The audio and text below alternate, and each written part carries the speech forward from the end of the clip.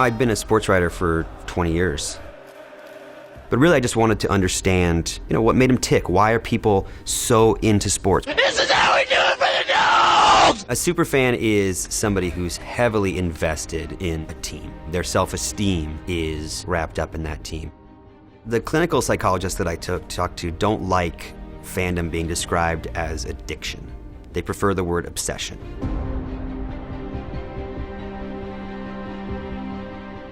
I think you will send on the Patriots. Kristopher Lindemann, he's this great little kid. They live outside Chicago. His dad has season tickets to the Green Bay Packers. It's a huge Packers family. But Kristopher, when he was a little boy, became an Eagles fan because he loved birds. Very quickly, which can happen with children, he became hugely invested. Tom Brady, don't video, don't be. Why are you so mad at Tom Brady?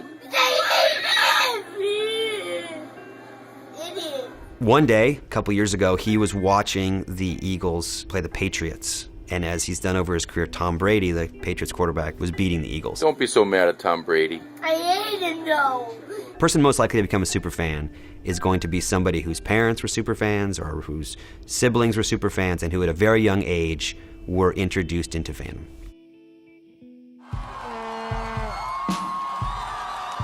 I am a superfan of one particular team. I'm a superfan when it comes to the United States men's national soccer team. I construct my life a little bit around games. I put them in the calendar so my wife knows when that game is on, I'm going to be unavailable.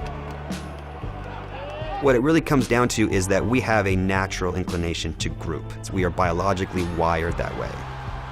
Going back hundreds of years, it was smart to be part of a group because that's how you hunted and you survived. But we don't need to group for survival anymore. What do? We group around sports teams.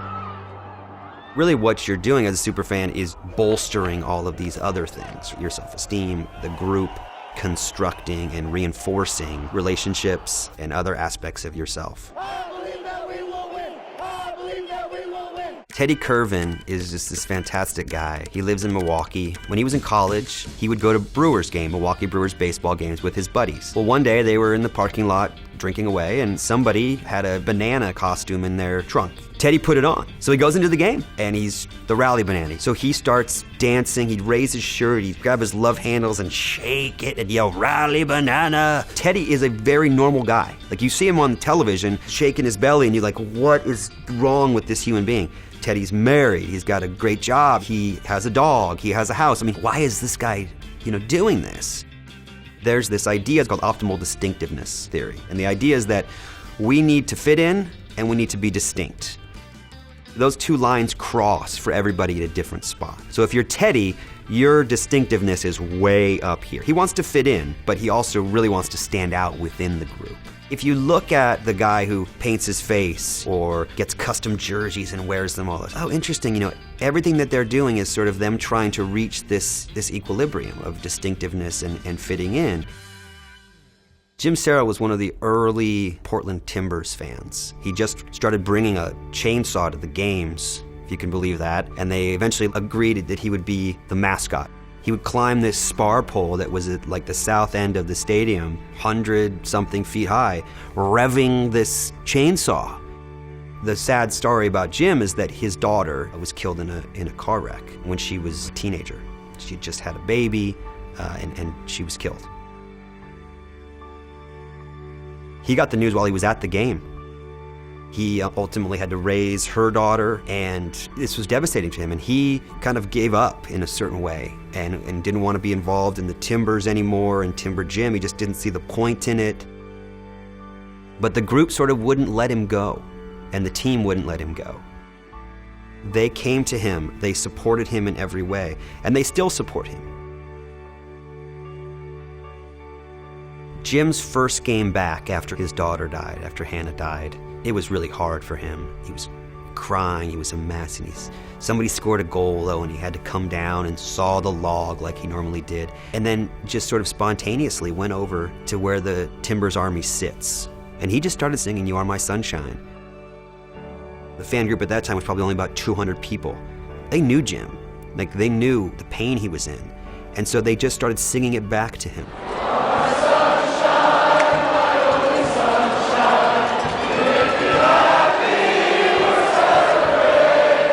At the the 80th minute of every game, they sing You Are My Sunshine, which was his daughter's favorite song. They honor her and him, in essence, every game.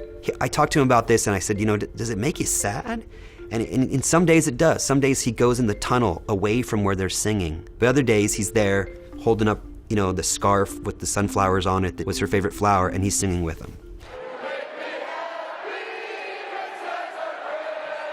It was so remarkable how resilient he was, but he was resilient because the Timbers Army, this fan group, helped him get through this hard time and then continued to support him to make sure that he was okay.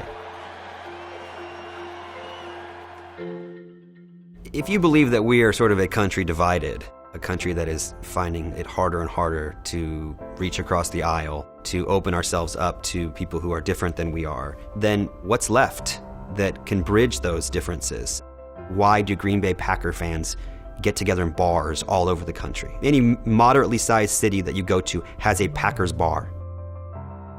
You're sitting around people who you might see the world completely different than them, but you'll high-five them after a goal is scored. You might hug them after the championship game. You might debate them on message boards in a civil way because you both have a shared love of a team.